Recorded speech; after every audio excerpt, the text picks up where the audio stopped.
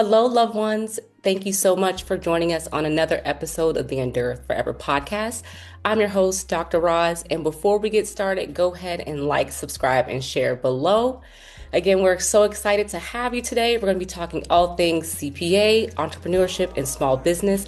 And we want to give a warm welcome to our guest, JoAnne. Thank you for coming. We're so happy to have you. How are you doing today? What's Oh, going on? I'm doing good today. I'm so happy to be here. Thank you. Thank you for asking me to join. I told Yes, you since you yes, sent me the questions, I'm like, this is going to be a great conversation. So happy to have it. A little tired, absolutely. had a long day, but Yeah. I'm so excited about it. So the energy gonna Yes. come. And you're on your grind. I mean, you do have a lot of things going on, which we'll discuss as we go through this episode.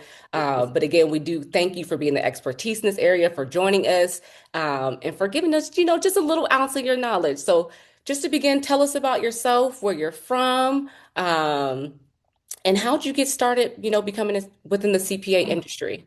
I love talking about that. I love talking about Yes, myself. please let us know.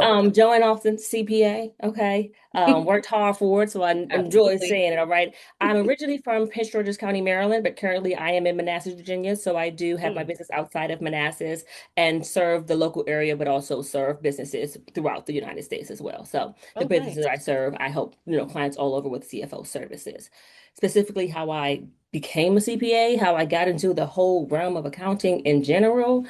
How much time you got?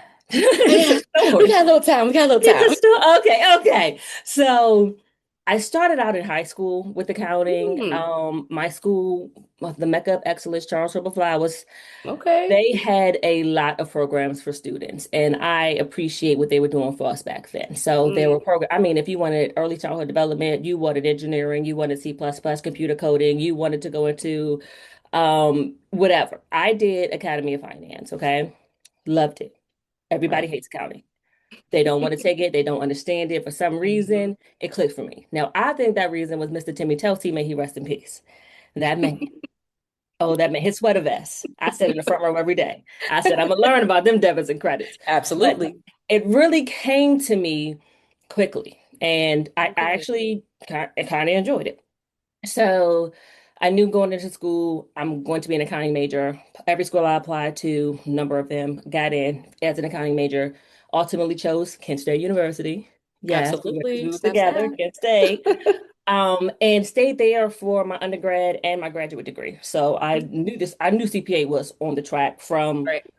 16 years old. So as soon Oh, as I went through undergrad, I immediately applied for the grad school program. As soon as I applied for grad school, started working, started studying.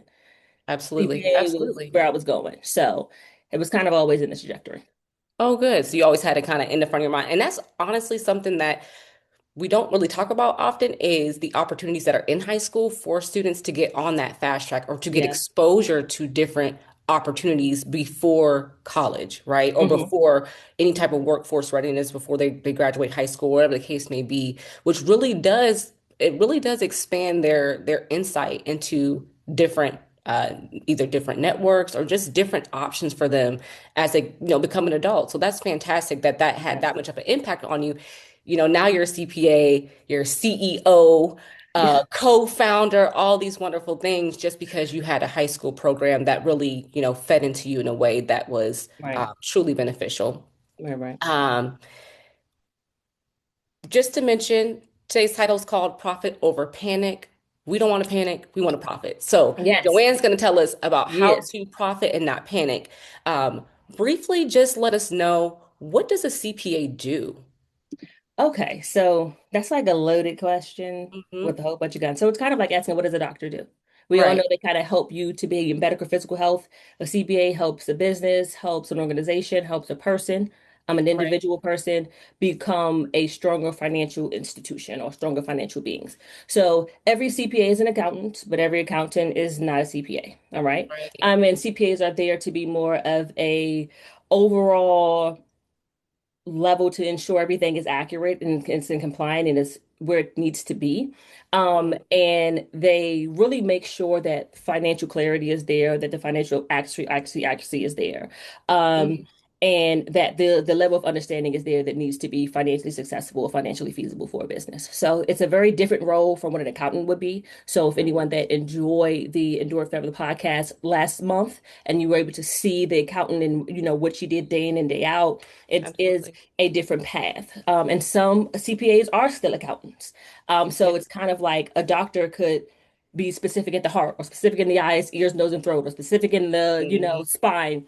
We all have different variations of what we focus, but at the end of the day, a CPA is there to ensure accuracy, to ensure that the business is profitable, that the business is Right. doing what it needs to do financially to succeed. Okay. Okay. And that makes sense. I don't think a lot of people are really aware, especially as small businesses, that having a personal CPA or being associated with a CPA firm Hmm. is a thing. But that's exactly what you do. You have a company called Mer Fi. Tell us about Mer Fi. How did Mer Fi get started? What inspired you to take on this venture? Mer Fi got started a bit when I wasn't clear even if I wanted to do it. It was kind of just Mm, if you think it's something in your heart, it's kind of like if you that flutter, that feeling that always never goes away, that bug that keeps absolutely. burning in the back of your head. You kind of just Hmm. start it. I had the blessing of being able to start my business when I wasn't in under fire or under pressure, and I could really do it out of purpose. I could do it out of faith. I could do it out of love and out of drive. And it was a lot Absolutely. different from a lot of other things that I had done in my life, which was coming out of places of fear or running or Mm-hmm. pressure or, trying to be something because of someone else. This was all because of I Absolutely. wanted it. It was for me. So Absolutely. that in itself made it amazingly beautiful and grow differently and feel Mm, different. So it's Mer Fi is my baby, okay? So we'll absolutely. start there. And with that, when I started just working, because right out of college, I went straight into school. Hmm. I did the gamut of accounting work. Like some people start working, they stay at that job and they're there, they grow with the company, they do the thing. That was not my calling. Thought I wanted to go into public accounting and work my way to partner. Ha ha ha, joke's on me. That didn't last, okay? I got in there and I gave them about 2.5 years of my life. It was stressful. Public accounting is not for the weak. Yeah. They work those associates to the nitty-gritty bone, especially the competent ones. Yeah. Us Yeah. competent ones. They don't give you less work because you work hard, baby. They say, oh, here you Yeah. go. Here's more for you. So Hmm. that stressed me out. Left there and then decided, okay, if not public accounting, let's do more of the internal sector. Um, and private accounting. So that's what it is. So I went and worked for a company that touched a lot of spaces because it was in like a government contracting space. So I got some of that with the government accounting aspect of it. And you talked about that a bit on your last week month's podcast. Hmm. And then they were also a subsidiary company for a foreign company. So that gave me that exposure. But I got in Mm. there and doing the day in and day out debits and credits, blah, blah, blah, blah. Came in, cleaned some stuff up because the fixed asset was a mess. Came in, fixed everything to make it seamless and more efficient and could literally do my job for a month in a week. Yeah. Got to my supervisor, is there any more I can do? She was like, no. I was like, okay. So y'all literally paying me to watch Netflix. And I Yeah. was literally draining and withering away inside. So I was like, this ain't for me either. So Yeah. and Yeah. I knew I could do it. I did close the books, ran the ins and outs, got all the Yeah. financials together for a business. I got to get that experience, but knew that wasn't where I was supposed to be. Left there, went into internal auditing. So tried external auditing. I tried working in the accounting department. Let's see what internal audit got for me. It might be a Yeah. little different because I want things to be new. I want to be able Right. to, use my creative abilities in accounting, which is different Yeah. because again, as my social media claims, I am not your average CPA. Although I can maneuver my way like hell through an Excel sheet, I don't want to sit and do that every day. Like Absolutely. that's Absolutely. not where my passion lies. So went into internal audit. Enjoyed that. It allowed me to see different parts of the company. It allowed me to assess the level of that operational style or that particular area or whatever I was doing that particular audit engagement on. Then, give recommendations. At some point, maybe even work with the teams to implement those things. I really enjoyed doing Mm. that. Um, and then even have some experience in the nonprofit space because I did that internal audit work for a very large nonprofit in the DC space. Oh, nice. And then when I was doing my I mean, my external audit work, also some for-profit experience. So a little bit of all over to say, Everything. like, what Yeah. do I want to do? Because again, Right. there's a lot of things out there to Right. It was do like a in the world of charcuterie board for accounting. a little while Exactly. there. In accounting, it's like, where do I go? Like, you have to find what you enjoy. Because Absolutely. it is a field where you can burn out quickly. It is a field where you can get stressed quickly. It is Mm, a field that is like, yeah. I mean, I chose it somehow. I like it, and now I know why it came easy Yeah. to me, and then why I enjoy it because how I'm using it. So I'll continue to do. Mm. So then slowly I knew COVID started and the world started to Oh, look yeah. different. And I Hmm. had a conversation with my sister one day, and she's like, "Well, you always just going to be an accountant? Like, are you going to be 60 and still doing the same thing? You're going to be 50 still doing the same thing? Like, what else? What more?" And it really just started making me think about what was going to be even after this. Like, even after, am I just going to go from one accounting job to another? Am I going to be like some of those people that were in that nonprofit that had that same position for 25, 30 years? Like, Yeah. is that what I wanted for myself? Answer was no. Right. So I slowly started building my business in a Hmm. place that was comfortable enough for me to have the time to, like you said, like because you're starting your business on your own to do your consulting. Absolutely. So you take those times to go do the back end and to build it Mhm. and to start building those connections and to start setting stuff up. Absolutely. And it was just divine timing and it was God's purpose and his will and his covering over me Absolutely. because Absolutely. I started that not knowing how I was going to use it, if I even wanted to use it, just wanted it to be there. Hmm. Always believed in it, so always was made sure I like it did at least one thing every day to move the business forward. Absolutely. And the administration happened, Mm. and he started signing off those executive orders, Yeah. and things started to shift. The landscape for a lot of people changed, and I was Hmm. one of those a lot of people. Over Mm. 350, 400,000, don't know the exact number, but a lot of Black women were pushed out of the workforce. And Absolutely. unfortunately, I was one of them. Mm. So when my nonprofit organization, because they were affected by grant cuts, laid off over 150 people, I was one of Gee. those layoffs. And it stung, it hurt, it was shocking. I was like, oh my God, Absolutely. what do you Right. do now? Like, how do you move forward? Like, what happens? Hmm. And I went out with one of my neighbors. And she's like, you didn't just lose a job. Like you got out of one meeting that told you you were laid off and then went to a business meeting where you made money. She's like, why are you worried? But when you have that Mm. safety net and when you Right. have that, you've had that forever. When it, I don't know. I don't know if it was a Yeah. mind rational now. I was not working, what was happening, Yeah. but Yeah. it It's took a me a shift. while. It's a It, shift. It's a it's a mental big shift. shift. It took me a while. Hmm. And one of my mentors let me know, and she was like, that probably was one of the best things that could ever happen to you.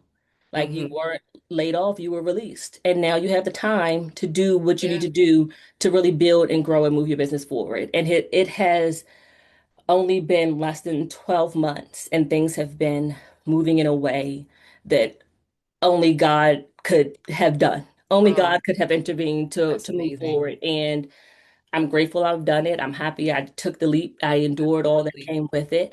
Um, Absolutely.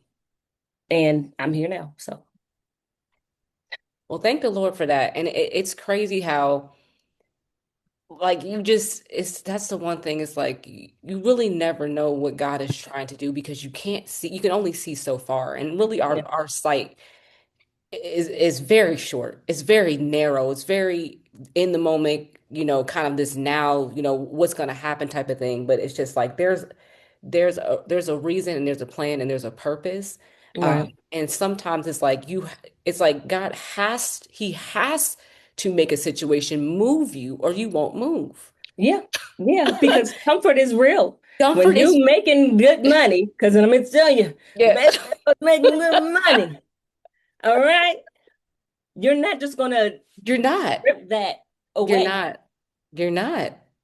So And it's like, okay, well, if you won't do it, then you'll thank me later. yeah, you'll thank me You'll later. glorify me later. You'll praise me later when you see what I have for you. When you see that I'm always good. When you see Yes. what I have in store. Amen. Amen. And Amen. And amen. it's such a beautiful story. And I know, like you said, I'm sure that was a very hard time for you. Hmm. But now you are working nationally. with Yes. different partners and different businesses, and people are coming to you as the expertise, like myself.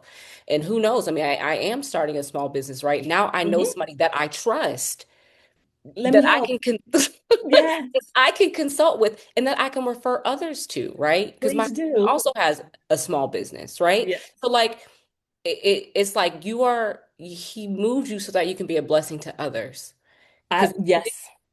And if that's another reason to start it. I yeah, was wasted. I felt like I was wasted away in that nonprofit. I was in a place again mm, trying to help, doing these audits, absolutely. giving options to improve situations and to better the business and giving these recommendations, and they would fall on cold ears. Two or three may get picked up. No one was using them. I knew there were real businesses out there that needed this information. Yeah, That one opinion I gave them, that one resolution I gave them, that one connection I made for them really changed the trajectory of their business. Really yeah, opened their absolutely. eyes to saying, I need to do something differently, or gave them the Absolutely. actual opportunity to go do something differently. Absolutely. That's what made me want to do this Right, because right. all the people with the education, we're going to get the big hitter jobs. We're working at these Mm-hmm. major companies, these Fortune Mm-hmm. 500s, these big hitters, because the money's good, because it's easy, because it's wonderful. But there was more for me, the passion, the purpose, the actual helping people. It's a lot more work. Don't get me wrong. So much Yeah, easier to go and, take that yeah, position. But they're scalping all the best talent when the right. people who actually need it can't afford it. And that's why their Absolutely. businesses are failing. And that's why they don't have Absolutely. the information that they need. So there's a need Yeah, for it. yeah. Especially in our community, especially in our Right, community. right, right. And that actually leads to the next question is, not only do you have Mer Fi, but you're also a founding partner of JoMoClaire Accounting Solutions. Yes. And it seems like you just touched on that a little bit, but in addition to Mer Fi and the JoMoClaire, um, that specific gap that you were trying to fill, it's almost like just Hmm. at least bottom layer, it's a information gap. But what Hmm. other gaps are being filled just by, those two businesses? Okay, so a lot of that gaps are being filled. So with Mhm. Mer Fi, I act as a fractional CFO for my businesses. So sometimes I don't even let them know I'm a CPA because when they think of CPA, you think of a bookkeeper or a tax Mhm. preparer, and those are very compliance level. And I'll talk about that when I get to JMC because that's why the need is there. But at the Mm, CFO level, these are for larger businesses. These are what I actually call small businesses, and I think this is important between a small business and what I call a micro business. Okay, mm, small businesses are making $1 million in revenue up to 5, 10 million. All right. They're really right, out here, they're moving, they're doing things. They're normally not a solopreneur. They're normally not a startup. Okay. They may right. have 3, 4, 5, 10, maybe even 20 employees. They have Hmm. data, they have movement, they have activity, but they need guidance. All right. Right, They don't know how to use that data. They're trying to grow their business. They're trying to move to the next station. And they need that financial digestion. They need those analytics. And they need somebody to be able to right. come in to help guide the ship. So that's what a CFO does. They tell you where the holes are in the boat. They tell you where the room is for growth. They tell you what opportunity you Yeah, should go into before you go into them. If you got the money to do it, that. When I was explaining this service and going out and networking and trying to find clientele, everyone thought they needed a CFO, a cash flow specialist, and that's the work that I do. right. They didn't need cash flow. Yes, they needed money in their bank because everybody needs money in the bank, but they didn't Hmm. need a cash flow specialist. They needed compliance. And I can clearly see that they needed bookkeeping. I can clearly see that they didn't even have the data for me to analyze. I can clearly see that taxes Mm, need to be done and they didn't have a clear understanding of what quarterly payments needed to be made or if they were behind, they thought it was okay to be like 2 years behind in taxes. Like, it's like I'm gonna get to it. Like, that's not okay. Like hmm. they needed compliance. So Right. JMC was amazing. I met two women through the Northern Virginia Black Chamber of Commerce. There was a business accelerator. And again, divine alignment. We were in the same cohort. One Mm, is an EA, which is a tax specialist. The other is a bookkeeper. And I think if small businesses did this more, there would be a lot more reliable, accessible resources for small businesses in our community. We mm, each had our own business and decided, okay, if we can come together and provide a single source solution for these micro businesses to me make $1 million or less annually. Okay. mm, These are your solopreneurs. You may only have 2 or 3 people on payroll, but you still need compliance. You still should have accurate bookkeeping. If you have a right. payroll running, you still should be doing that properly to make sure you know you're on top of your compliance and have your needs. But they can't Right. go to a big accounting firm because it's too expensive. Mm-mm. And those Right. big accounting firms still treat them like big businesses and charge them the same rates and give Mm, them the same level of care. A small business owner, especially if you're a solopreneur, if hmm. I call you, I want to talk to you. I don't want the 1-800 number. I don't want something going crazy. Absolutely. Like it provided that quality, intimate level of care. from Mm, 3 people that were experts in a specific area. And we host our clients over there to give them exactly what they need. So I mm, saw a gap in what Mer Fi was providing and saying, how can I still help mm. people that aren't at the level of that service, but I know they still very much need help. And my Right. partnership over there has been amazing. My partners helped to get so much of that work completed, and like I can trust them. I can know they can get it done. And we just work together. One handles the bookkeeping, one makes sure the taxes get done. It's just tax season. I meet with them monthly to go Yeah. over things and host those meetings and do the financial analysis and the cash flow Hmm. reporting. And it's been working from there. So it's really just to help more businesses, small businesses, get the support they need. Yeah. Because if you choose to be a small business owner, kudos, because it's Hmm. hard and Yeah. it a lot comes with it, and you don't deserve to fail because you don't have access to the support that you Mm, need, and you don't have the knowledge that's never going to be given to you, because it was mm. never supposed to be anybody off the street could go start a business. Absolutely. That's not how the system was created. That's Absolutely. not how Absolutely. the plan was supposed to go. They're never going to give you that financial knowledge. They're not Yeah. just going to say, here is an entrepreneurship course, be great. So people start businesses and have no clue Have no financially idea. what to do. And then they Absolutely. leave that on the back burner like it's going to disappear. Yeah. Or it's going to And resolve then itself. it's going to resolve itself. Yeah. And then now we're shocked that 50% of businesses fail in their first year and like 80% in the first 3 or 5. This is why. Mm. Absolutely. Absolutely. Even I've said a lot. So. no, no, that was really, really good information, really good content. Eh, You know, like I mentioned before, that information gap, and then you have that gap in knowledge, the gap in understanding, even just terminology. Hmm. It's a Like language. yeah, it's a It's language. It really accounting is a is. language of business. And It people ask me is. all the time, are you good in math? And your previous guest said the same thing. I'm not good at math. And I tell everybody an accountant with a 10 key without a 10 key is a fool, or a calculator is a fool. We're Mm-hmm. not really good at math. We don't do algebra. We don't do complex. We do basic adding math, a little bit of Yeah. division. Yeah. I'm not good at math. It's a language. It's Hmm. understanding Hmm. what affects what goes where, what the Yeah. acronyms mean, like Yeah. knowing how to speak the Absolutely. language and how to understand what all these reports mean. It's Right. literally a Right. whole nother language. And when you're able to understand that language and you're able to understand the rules of the game that's being played, it opens Right. up a lot of doors. Mm. It opens Mm. up a lot of doors. Not only can you go put a piece on the board, Right. you can actually start strategically planning how you want to play. Yeah, right, Okay. right, right, right. And even like knowing the difference between like a small business and a micro business. Like a lot of people are like, I'm a small business, right? Me And they included, are, right? and I'm that's like, what's I great to just see. learned I'm a micro business. Like I'm not a small business. And And you're a solopreneur. Yes, it's micro. And even still, and this is my way of thinking, and this is how I teach it, because even in school books, you don't see the word micro because they'll lump a oh, small business from absolutely not. somebody making a hundred Absolutely dollars a not. month to somebody making $10 Right. million. It's not How are comparable. they this? They're not comparable. Yeah. Yeah. Somebody making 50 million, they're not comparable. Hmm. No, you're right. You're right. They And then have very different needs. They're in very different places. yeah. They have very different complexities. Yeah. So yeah. And I think that getting beyond that point of just understanding and knowledge and awareness, you start to, at least with the assistance of a CPA or with, you know, companies like JoMoClaire, it's like you Mhm. start to get an awareness and start to gain financial clarity. Yes. In your opinion, what does that financial clarity look like for a small business in practice? Like, what does that actually look like? That financial clarity in practice is it's knowing where your money is coming in and going out. It's knowing Mm, what team members you need and when. And it's mm, also knowing what your data means to make decisions to move your business forward. If you mm. can have those levels of clarity in your business, I'm sure it's going to succeed. If Yeah. you know how and you're making money and how you're spending it, that's key because most people don't even start with that. Mm, Knowing what team you need, because there are different levels to accounting support that you need. You don't just need a bookkeeper. You don't just need a tax preparer. All right. right. And then that's a problem with some bigger businesses. They stop there, and that's why their growth gets stunted. You have to move forward and get Mm, that CFO and get that extra guidance and strategic level and of advisory. But then also, when you have that data, what do you do with it? You have to know how Mm, to interpret all of that to grow your business and to move it forward. right. So when you can do those things, you have Mm, financial clarity.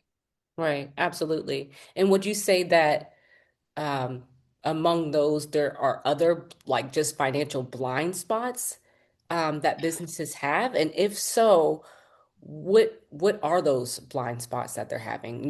Is it like generating strong revenue? Like what, or how to generate strong revenue or consistent The revenue?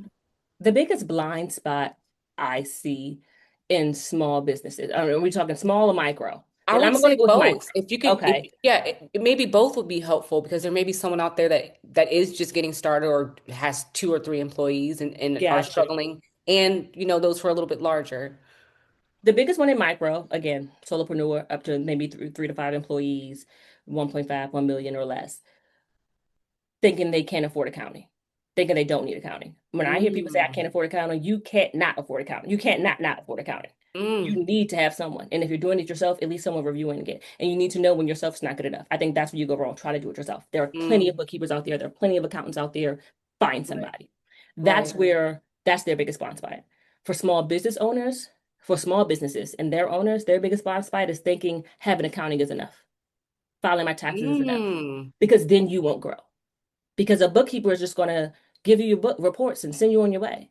If you don't know right. how to interpret or use that data or do anything with it, if it's only just sits there to collect dust, Yeah, what good is it? What did you pay for them to compile that data for? What are you using yeah, it for? In case an audit ever comes up, well, that's a good reason because in case you ever needed it, at least you have it. You took one yeah, step back more than anyone else did, but then you stopped.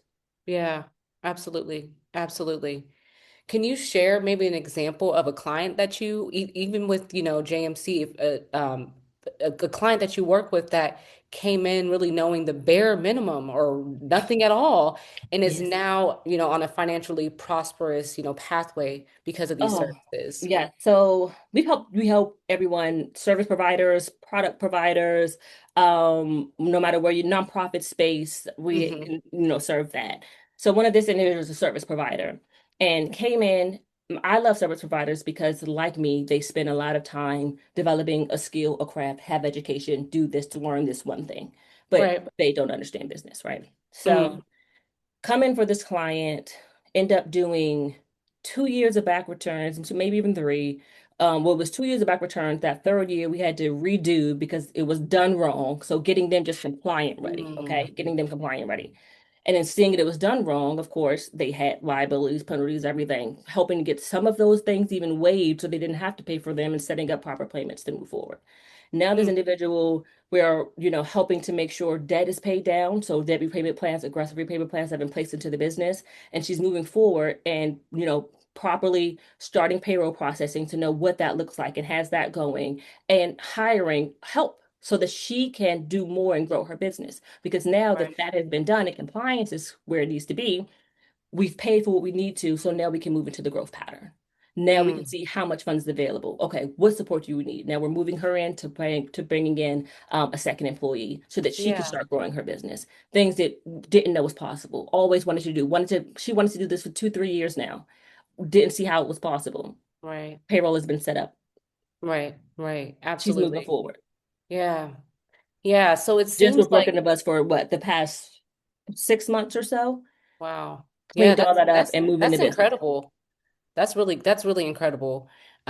It seems like it's almost like a la carte type of, service that you provide in the sense of you go in, you kind of do an assessment of the, Yes. the company, and then you're really identifying these, gaps or need areas and saying, okay, this is what I found, this is what I think you need. And then based off of what they can actually do or what they can actually afford, it's kind of like you give them the tools necessary. You work alongside them to make sure they get up to par. That's right. So we do go in and go do an initial assessment, and then the initial assessment has a base rate. So we'll go in and look at the financial documents that you may already have. We ask you, all questions, compliance questions to get and gauge where you are, and we can give you that Yeah. report to say this is how much you would need to get caught up to date. How would you like to proceed? And then we have multiple subscription packages for the smaller business, medium business, and then even larger ones to say how much work do you actually need to get you where you need it to be. And based on that assessment we let you know which tier you should be in because a lot of people just always want to go for the smallest. And that's another Mm, problem issue.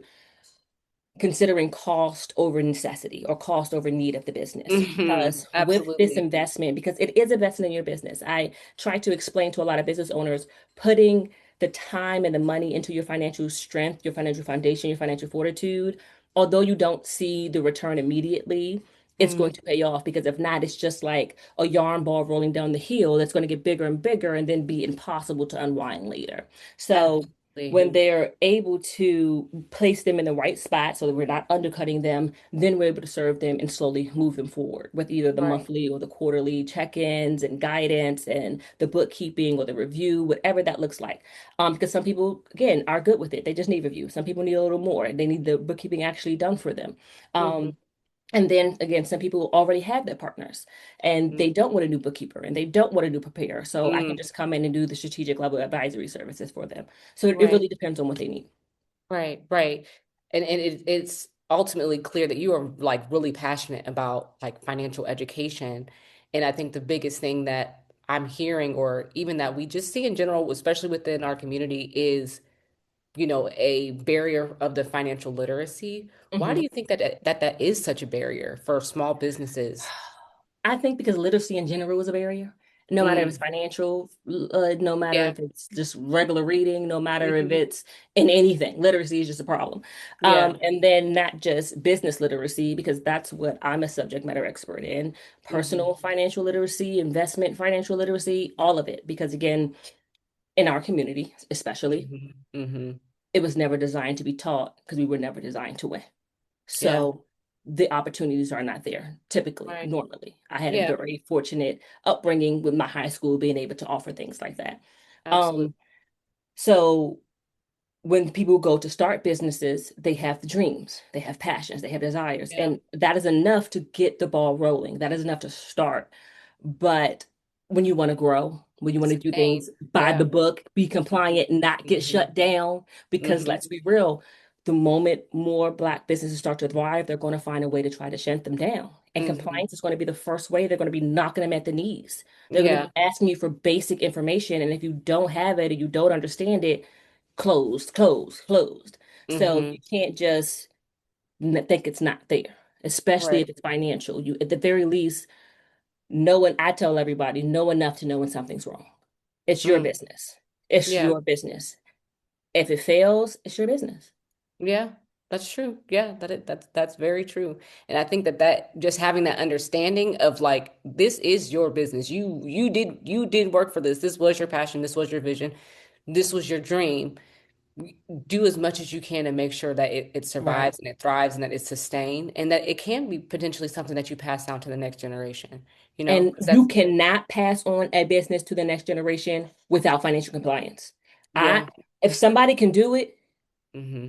show me the way. Yeah. Because you don't know how many people go to try to sell their businesses and think they're worth more than they're worth, and they can't sell them because they don't have financial compliance. You can't prove on paper that it's worth any money. You can't Mm, show that it's profitable. You can't, that's a big problem. Or how many people work so hard in their businesses only have one, two, and three employees. You can make millions of dollars with three people, yeah. but you can't sell that because then you can't replace yourself. So Right. then what happens? So exit Right. planning and strategy is another aspect of what people need to understand. So, Mm, but it starts with good financial foundations. You right. you will not sell a business or move something down the line or give. I mean, I guess you can give a business to your family, but what's the odds they're going to take it over if it's Absolutely. mess all over the place? That's going to be even more work Absolutely. for them. Right. Right. And if And they or try to even sell it, they understand. can't. Yeah. Yeah. Yeah. That's true. That's true. Like put yourself in the best position. Yourself, and then if you do are deciding or maybe wanted to decide later on down the line, you're still in the best position Right. possible. Right. Right. So it's Um, key. yeah, that's true. Information, just knowledge alone is just like key in in Yes. in, in at least taking the a next step forward or getting the necessary help, right? Yes. Um, what's something that you feel is like a myth Mhm. um that you wish more founders understood? Like, Um, the big one I already said, you don't need a bookkeeper or you can't afford one. The second one mm-hmm, is you can do it all by yourself. mm-hmm, You have to grow with your business or doing everything at one time. oh yeah, Grow into it. Those are three big myths. mm, Don't need accounting. I can do it all by myself, or you can do it all at one time. Yeah. Grow into things. I see a lot of people waste money in the upfront because you think you might need it, or it's just nice and you want it, or you start out and you get that office space because it's available, or you're paying for software systems and things because it'll be good. You don't even know how to use it, don't even know if you're gonna need it. Right. Wasteful money. All right. Hmm. Grow into what you need, but that's also Yeah. a level of awareness as a business owner to know when it's time to get that next team member or when it's Right. time to go and outsource or find that level of help. Um, and then, yeah, not doing it all yourself, getting that Absolutely. support and not doing it all at one time, especially if you're first starting out. You have to grow into it and buy it when you need it. Okay. Absolutely. That's very helpful. I think people can take that and be like, okay, am I doing any of these things? And if so, maybe I need to reroute, Reassess. right? Yeah, reassess and reroute. Okay. Um, Broader than this, you have so many other things going on, right? Hmm. So you are a CEO, right? You're a co-partner of JMC, but you're also a wife and a mother.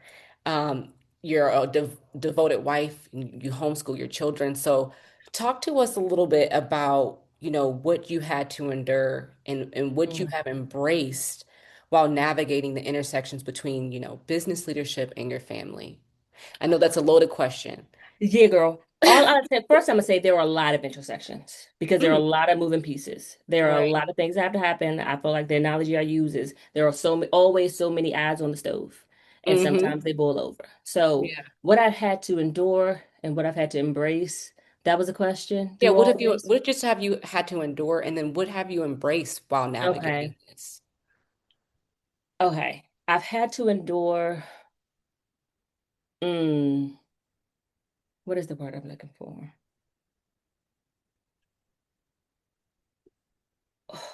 It's not starvation, but when you go without giving to something. Oh my gosh. The word is at the tip of my tongue. Oh, Mm, I know what you're talking about. it's Um, not isolation. Oh my gosh. Deprivation. Deprivation, yeah. I feel like I've had to endure Hmm. deprivation. Hmm. Um, I'm gonna go with that one. It may be a better word, but I'm gonna use that for now. I've had to endure Hmm. deprivation and Hmm. I've had to embrace change. And I'll say I'll have to endure deprivation because at any one point in my life, there's Hmm. some but other piece that is being deprived because Hmm. I can't do everything at one time. And Right. it's really been a matter of building up each of those pillars and pieces in my life so that they're strong enough that when I Mm. have to neglect it, that's the word I want to say, neglect. Yeah, I've yeah, had to embrace neglect. When I yeah. have to leave it neglected, it's strong Hmm. enough to sustain until I can get back to her or Yeah, until I can get back to it. yeah. Okay. And that's hard Right. because I can't always be the best wife. But Mm. I have an amazing husband. And I had to make sure my marriage is strong enough so that when I can't be, at his beck and call or be as nice or as Absolutely. kind or say what I need to at that right time, that Hmm. it'll be okay when I'm able to Yeah. give my 100% to it. If work has to sit and wait because family is taking precedence. Like at some point, you can never feel everything. So everything Hmm. has to be strong enough to be able to withstand that. And then change. Everything Yeah. changes all the time. And it's scary as heck. It's Yeah. anxiety provoking. It is Yeah. worrisome. Like if you Hmm. can get through those anxiety moments, if you can get through those fearful moments, but then also the worst moments are those pieces when one of pillar gets too neglected Yeah. in Yeah. my life. That's my experience. So if I can make it Hmm. through those moments and come out of them, that's where I'm able to make the change and evolve into these different versions of me and be able to come out better on the other side. So Absolutely. it's making sure every piece is strong enough to withstand when I can't be there for it because there's no way I can be there for all of it at the same time. Absolutely. And that's just good. That's really, really good self-awareness too. That's giving yourself grace to understand that I can't, No, I only have so many limbs, right? Like, you so only I got so much capacity. you only have so much Like, capacity, right? And yeah. understanding that about yourself and not being, because I myself will do this where I'm so hard on myself with just wanting everything to be at 100%. Well, sometimes something got to go down to 60. Like, And if they don't, you gonna go down. And when you Yeah. sick or you burnt out or you Yeah. depressed or tired and you just your body just crashes. I've had those moments where I just Absolutely. crash. Oh, absolutely. Absolutely. You And can't do those anything. last a lot Yeah. longer than you need them to, but your Oh, body has to absolutely. come back. You learn from that. I'm like, I You can't keep doing this do. to myself. Like, we You gotta do. stop. And Absolutely. that's where that awareness comes in. You learn when you're getting Absolutely. to those peaks of crash out. Yeah. Like, okay, let me pause. Let's just pause for a second And regather. Yeah, exactly. That's when I recuperate, go back to that bucket and go fill that up because it's been neglected too Absolutely. long. I gotta find out Absolutely. where am I going off and go fill it up. Right. So, Right. girl, Awesome. neglect and change. If you can Yeah, figure those two things out, you're good to go. yeah, I'll be good to go. Well, I have one last question for you just to kind of wrap up our such an incredible interview. Like this content has been amazing. Um, but where do you see Mer Fi going next? And as a CEO, how do you see, Mer Fi evolving over the next few years? And then, what legacy do you hope to establish with this Girl, company? you said you had one more question. That was like three. All right. That was three. That was a loaded. Might need you to repeat a couple. We're gonna start with the first one Where do that you was want? Where do you want Marify to go? What do you want your we're gonna legacy to start with be? the first one. We're gonna start with the first one and the second one, and then Okay, thank you. Because I was we're gonna trying to shout out mess what it you got up. going on next with the company. Okay, for right now, I'm really doing a lot more education and public speaking. I've decided Okay. I'm enjoying it because, like I said, I didn't understand why this came so easily to me, and I was able to help people. Like when I was in college, I was in the Mm. Athletic Resource Center, teaching accounting to other people, like Yeah. explaining it and finding a way to get them to understand. Mm. Um, and the more of it I do, the more I enjoy it. So I'm doing that, and I have two things coming up actually, and I'm being a speaker at the LendFest News Philanthropy Summit. So I'll be doing Oh, that out in nice. Philly next month, and then the first next month on the 1st of May, I'm doing a happy hour, happy owner segment as well. So Mm. some drinks will be provided. Owners can come Yeah. through, learn about that small business owner financial literacy. So that's what's next, and then it's really just trying to embrace everything that's happening right now and to just Mm. be in it and absorb it and be thankful Yeah. for it and just do the best I can every day. So really now I'm really starting to think about how big do I want this to go? How big do I want this to Mm. grow? And seeing what's that going to be. That's I'm really in that state of mind right now. Awesome. Well, thank you, JoAnne, so very much for sharing your knowledge with us. I know I can ask 1,000 more questions. Yeah, and I'll But answer them. you can, you can find JoAnne. She has a website if you want to get in contact with her, if you need help with your micro or small business. What's the link to your website, It's going to JoAnne? be merfi.com, mer-fi.com. So think Wi-Fi, sci-fi. We're Merfi, mer-fi. Yes, contact JoAnne, contact Merify. They'll be happy to help you get set up, do an assessment for you, and get you on the right path. Again, Yes, JoAnne, thank you for coming. And we look forward to seeing what you have going on next. it's been a pleasure. Thank you, Dr. Ross. Thank you. We'll talk to you guys soon. Bye-bye.